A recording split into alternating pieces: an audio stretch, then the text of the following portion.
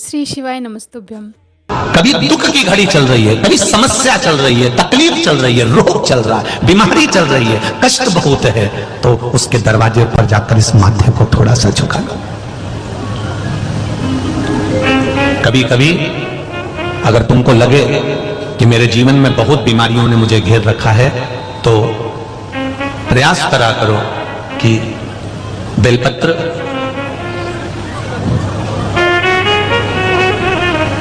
जो ये बेलपत्र होती है, इस बेलपत्र की जो ये डंडी होती है, इस बेलपत्र को अशोक सुंदरी वाली जो जगह होती है वहां पर इसका चढ़ाकर डंडी का जो भाग है वो शिवलिंग की ओर हो जाए, और यहीं से जल चढ़ाते चढ़ाते चढ़ाते चढ़ाते अशोक सुंदरी से जल चढ़ाते चढ़ाते ओमकार जैसा, ओमकार जब हम अशोक सुंदरी से चालू करेंगे तो वो जल पहले गणेश जी के पास जाएगा, फिर वापिस अशोक सुंदरी के पास आएगा, अशोक सुंदरी से कार्तिकेय के पास जाएगा, कार्तिकेय से महादेव के पास जाएगा।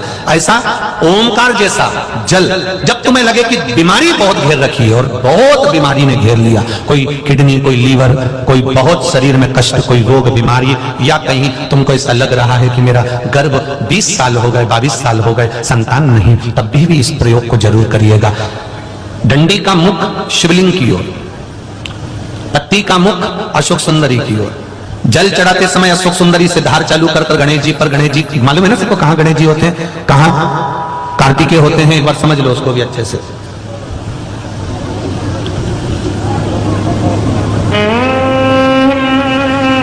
ये नीचे का गोल भाग, ये जल जाने का स्थान, ये शिवलिंग, बीच में जो मोटी सी लाइन होती है वो अशोक सुंदरी का स्थान है। शंकर जी के राइट में जहां से पानी नीचे गिरता है उसके कोने पर गणेश जी का स्थान, इधर कार्तिकेय का स्थान।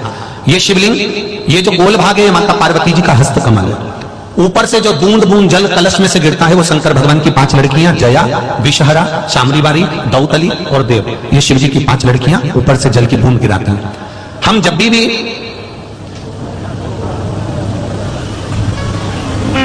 अगर इस कार्य को कर रहे हैं तो बेलपत्री जो चढ़ा रहे हैं वो अशोक सुंदरी वाली जगह पर बीच में चढ़ा दिया, डंडी का मुंह किधर हो, जल चढ़ाना यहीं से चालू करा, यहां से गणेश जी पर गया, गणेश जी से अशोक सुंदरी पर आया, अशोक सुंदरी से कार्तिकेय पर आया, कार्तिकेय से देवादिदेव महादेव पर आया। ये ओम बिंदु जल है, इसको हरिओम जल भी कहते हैं। एक बात आप लोगों से कहना चाहेंगे, जब भी देवादिदेव महादेव को जल चढ़ाएं, जल चढ़ाते समय तुम्हारे भावों में जब हम शंकर भगवान को जल चढ़ाते हैं तो एक स्मरण आपके भीतर रहे, ध्यान रखिए। जैसे ये शिवलिंग है, ठीक है, ये जलाधारी है, गोलपीठी का जिस पर ये शिवलिंग रखा हुआ है, ये जलाधारी, बीच में अशोक सुंदरी, इधर गणेश जी, इधर कार्तिकेय जी, जिस पे शिवलिंग रखा हुआ है, ये माता पार्वती जी का हस्त कमल। ऊपर से जो एक एक बूंद पानी नीचे गिरता है वो शंकर भगवान की 5 बेटियां, जया, विषहरा, शामलीबारी, दौतली और देव।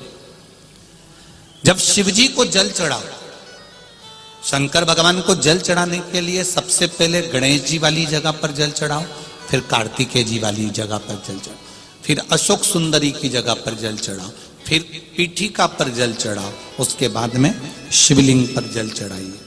जब अपन किसी कामना के लिए अगर जल चढ़ा रहे हैं तो उसके लिए हमको ये ध्यान रखना पड़ेगा, पहले कहां चढ़ाना है, जहां से पानी नीचे गिरता है तो राइट में गणेश जी, लेफ्ट में कार्तिक, जो एक भाग होता है, यहां पर अपन ने जल चढ़ाया गणेश जी को, यहां चढ़ाया कार्तिकेय को, बीच में एक मोटी सी लाइन होती है जहां सुख सुंदरी विराजमान होती है, वहां जल चढ़ाकर और फिर जल को चारों तरफ घुमाने के बाद फिर शिव जी को समर्पित करो। एकादशी के दान की महत्वता श्रीमद् वल्लभाचार्य जी ने कहा कि कोई व्यक्ति अगर खटिया पर सड़ रहा है, पलंग पर तड़प रहा है, हॉस्पिटल में पड़ा हुआ है, तो निवेदन है कि उसको देखने जाओ तो अपनी करी हुई एकादशी में से 2 एकादशी का दान उसको तुरंत दे दो। क्यों? तो जिससे उसको मोक्ष मिल जाए, मरने के बाद नहीं, क्योंकि मरने के बाद तो वो 10वें के दिन, गरुड़ पुराण में लिखा है 10 दिन तक जीवात्मा घर की अटारी पे रहती है। कितने दिन?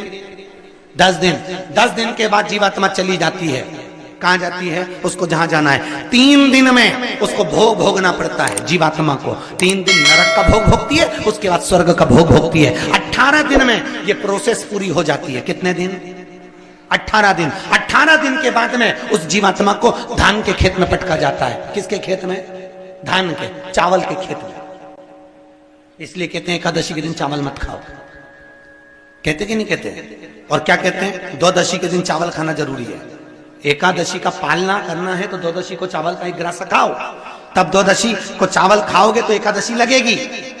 चावल नहीं खाओगे तो एकादशी नहीं लगेगी। द्वादशी को चावल खाना जरूरी है। क्यों कहते हैं? क्योंकि धान के खेत में जीव को छोड़ा जाता है, उस धान के खेत में, चावल के खेत में जीवात्मा रहती है। उसको चिड़िया खाती है तो चिड़िया के रूप में जन्म लेता है, मनुष्य खाता है तो मनुष्य के रूप में जन्म लेता है। इसलिए एकादशी के दिन चावल नहीं खाया जाता, क्योंकि एकादशी के दिन हम चावल खाएंगे तो जीव हत्या का दोष लग जाएगा।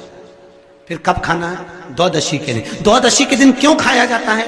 क्योंकि हम एकादशी के व्रत करे रहते हैं और पहला घासा जब चावल का खाते हैं तो अपनी करी हुई एकादशी का पुण्य, जितने जीव हमारे मुंह में जाते हैं उनको उसका पुण्य मिल जाता है और उनका फिर जन्म नहीं होता, वो तर जाते हैं, उनको एकादशी का भाग मिल जाता है। इसलिए कहते हैं एकादशी को चावल मत खाओ, पर द्वादशी को।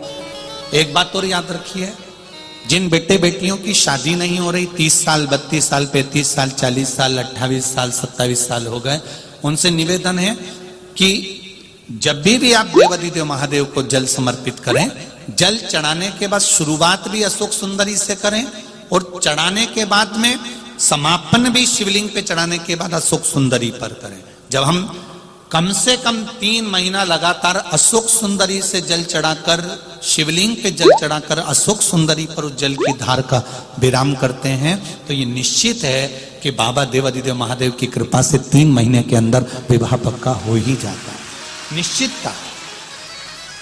शिव को जल चढ़ाकर हम भगवान देवादिदेव महादेव की आराधना कर सकते। शिव तत्व किसको कहते हैं? शंकर का गुणगान, शिव का स्मरण, भगवान शंकर का मंत्र जाप किसको कहते हैं? ये वही समझ सकता है जिसके भीतर शिव समाया होगा।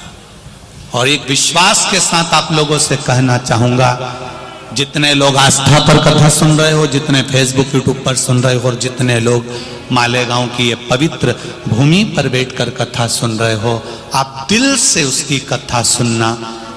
इस वाणी का, इस व्यासपीठ का एक शब्द हो सकता है हॉस्पिटल में पड़ा हुआ कोई व्यक्ति, कर्जे में डूबा हुआ कोई व्यक्ति, गलत व्यसन में पड़ा हुआ कोई व्यक्ति को आपके द्वारा निकली हुई वाणी से भी बाहर निकाल सकता है। जैसे उस मां को कहा किसी ने, सियोर वाला महाराज कहता है एक बार चले तो जा शंकर जी के मंदिर में, उसने पत्र में लिखा।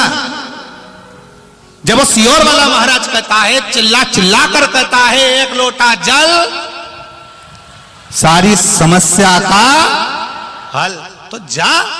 7 साल में उस बच्चे की वाणी वापिस आ सकती है जो वाणी नहीं थी। जब वो वाणी मेरा महादेव दे सकता है, वो देखो उस माँ के चेहरे की खुशी, उस माँ के चेहरे की रौनकता, जिसका बेटा 7 साल बाद बोला हो, उसका आनंद देखिए कि कितना होगा।